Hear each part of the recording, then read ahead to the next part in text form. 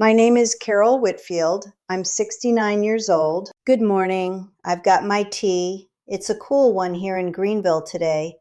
Finally, after about 3 weeks of weather that had no business showing up in October.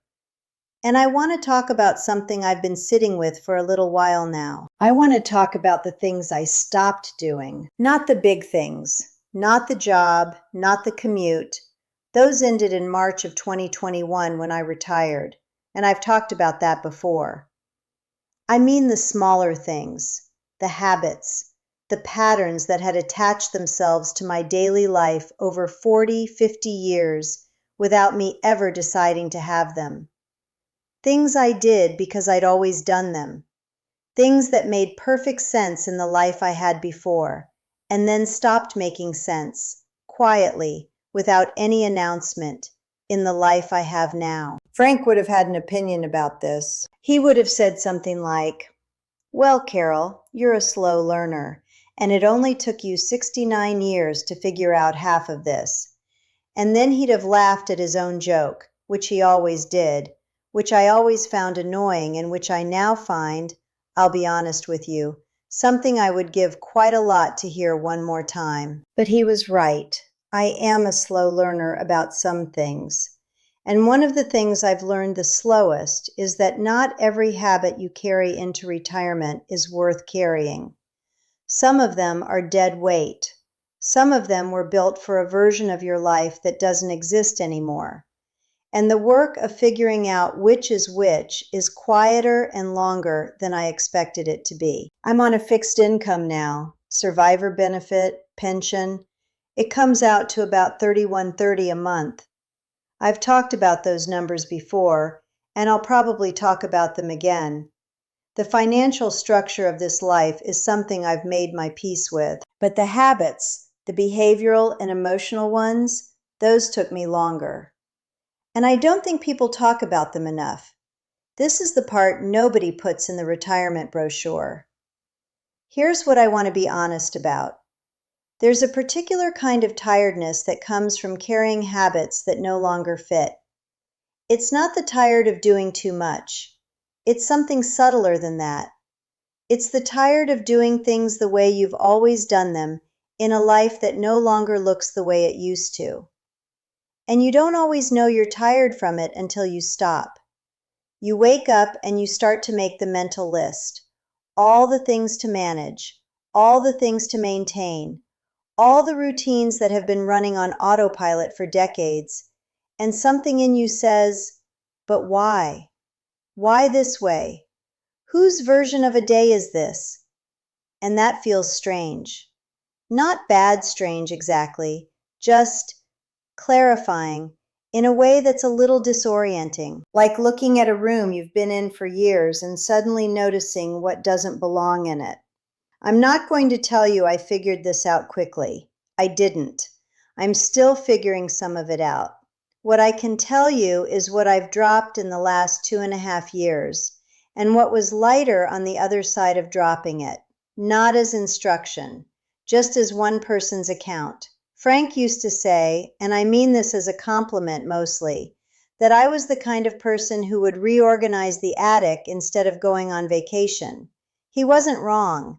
Letting things go has never been my natural instinct. So when I say I dropped these habits, I want you to know it wasn't easy or obvious. It was slow.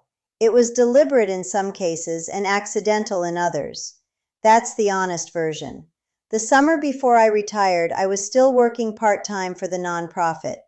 Tuesday and Thursday, sometimes a half-day Wednesday. And I had a kind of rhythm that I'd had for the better part of 40 years. Up early, organized, purposeful. Frank was the same way. We were both people who moved through our mornings with intention. He died in October of 2019. And for the first year after, I went back to the same rhythm, same time, same sequence, same everything.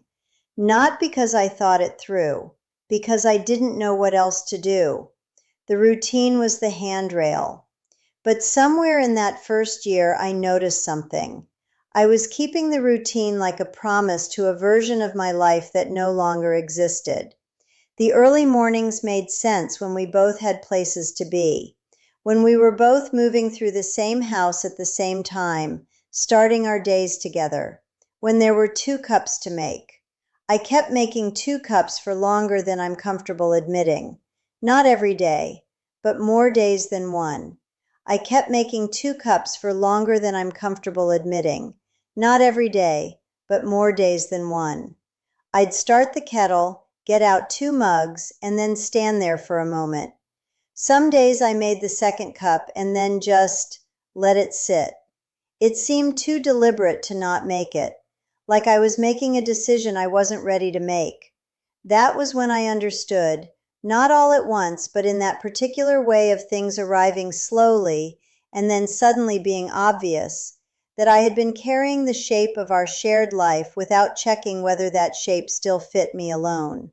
The 2 cups weren't just a habit. They were a refusal to update the picture, a way of keeping the household the size it was, even though the household had changed in the most fundamental way it could. And that was the beginning of me starting to ask, very slowly, about everything I was still doing the same way. What am I actually doing this way? And what could I just not? That question turned out to be more useful than I expected, and harder to answer than I expected. Both of those things were true at once. So I want to go through 5 things I dropped. Things that had been habits so long I didn't think of them as choices. Things I let go of over the past 2.5 years, slowly, and what I found when I did. The first one was planning for 2 when it's just 1.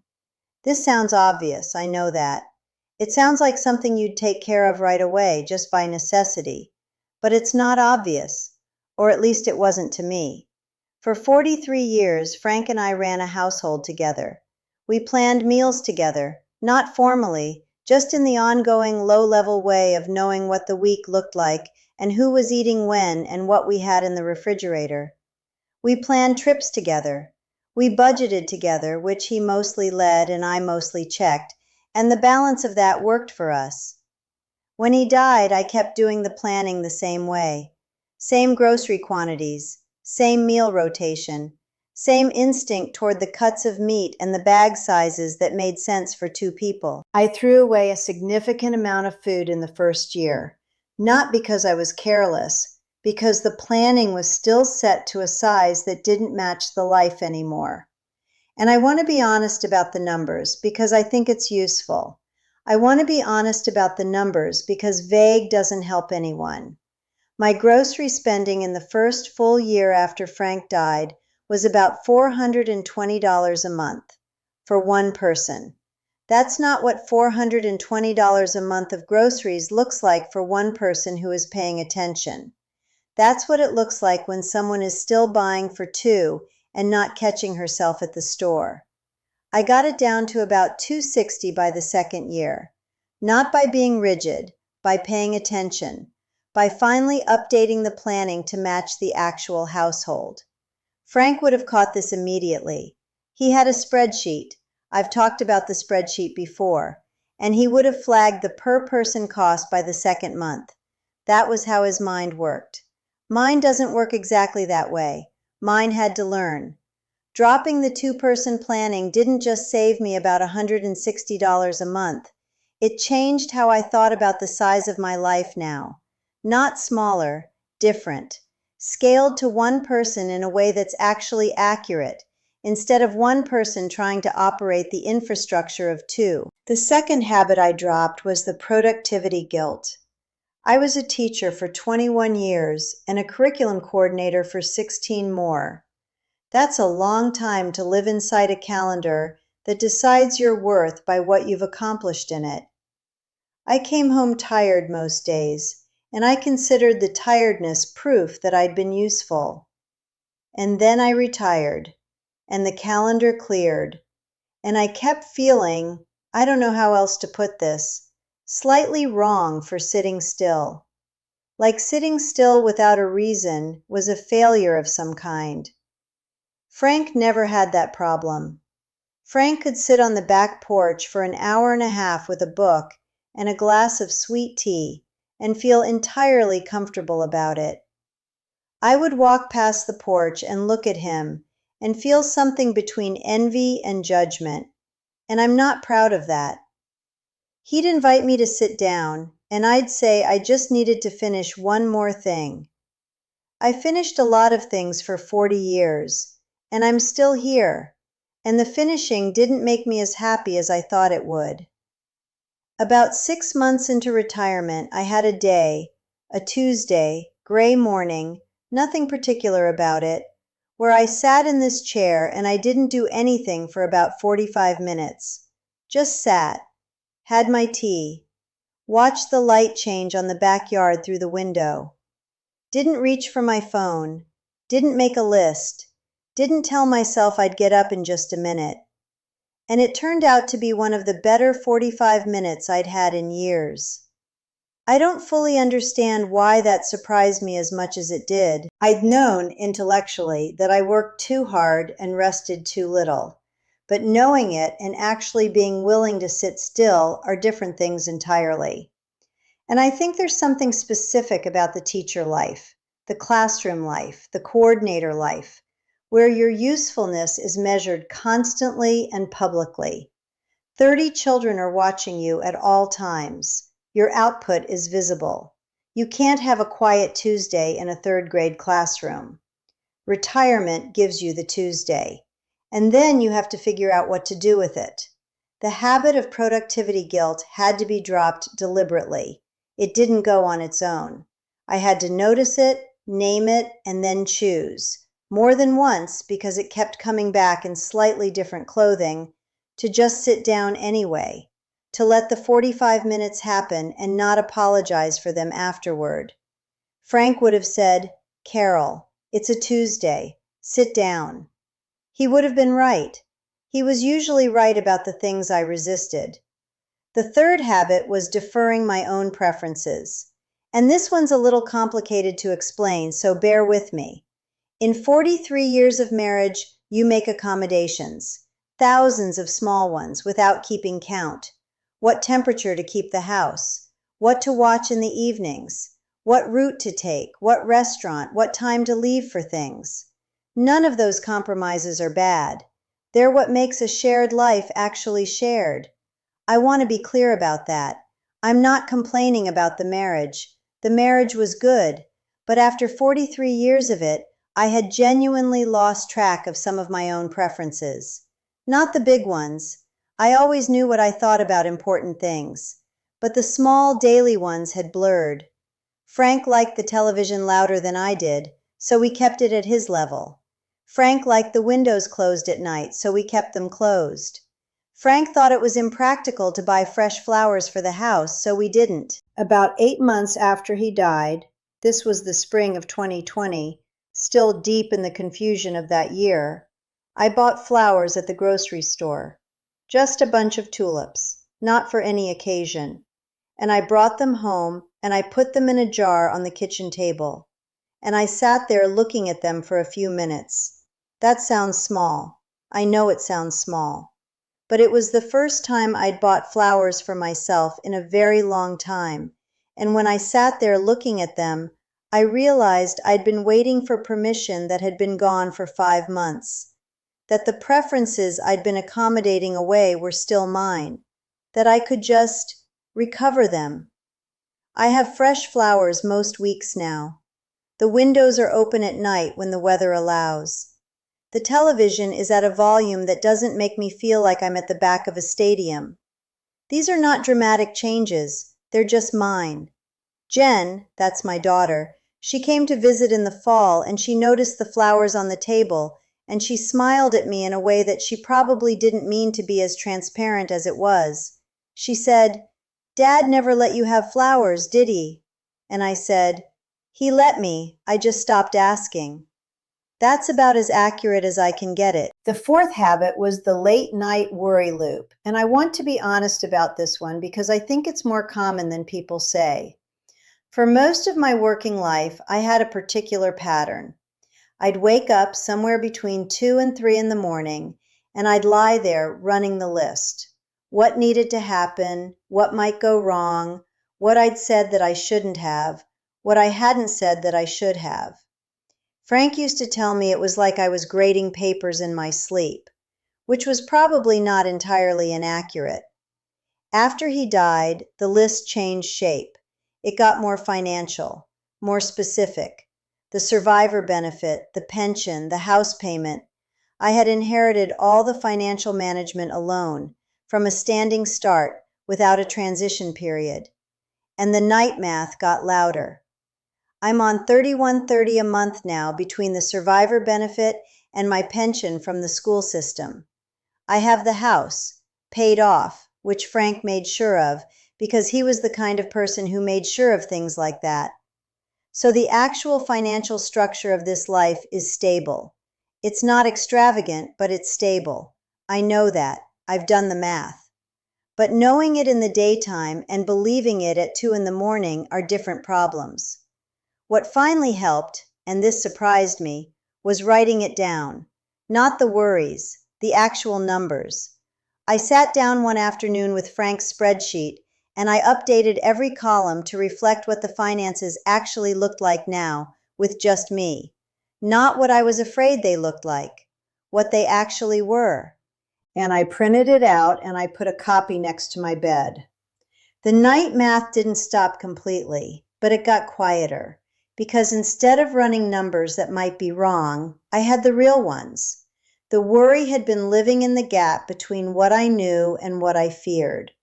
When I closed that gap with actual information, there was less room for the loop to run. Frank made that spreadsheet. I updated it. We each did the part we could do. The fifth habit, and this is the one I think about the most, I dropped the habit of waiting. Frank and I had a list. We called it the retirement list, though I think Frank had a fancier name for it in the spreadsheet, something like post-career priorities, which sounds exactly like something he would title a tab.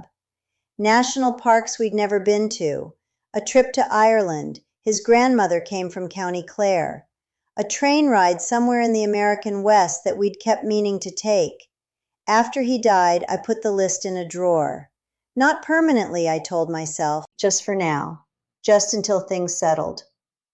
Things don't settle. I've learned that. Or they settle into a new version of normal.